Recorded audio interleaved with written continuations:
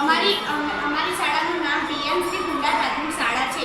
અમારી કૃતિનું નામ disaster alert છે. આપણી આસપાસ થતી કુદરતી આપત્તિના કારણે અમે પ્રોજેક્ટ લઈને આવ્યા છીએ, જેમાં આગ, ભૂકંપ, પૂર જેવી આપત્તિઓથી બચવા માટે અમે આ પ્રોજેક્ટ લઈને આવ્યા છીએ. પહેલાં છે ભૂકંપ માટે બચવાનો એલર્ટ, કે જેમાં આપણે આવી રીતે બેટરીને એવું લગાવીને અને પછી જો ભૂકંપ આવે ત્યારે આડું હલે અને આ કરંટ આપે છે અને બઝર વાગે છે અને બધા બહાર નીકળી સાવચેતીપૂર્વક બહાર નીકળી જાય છે.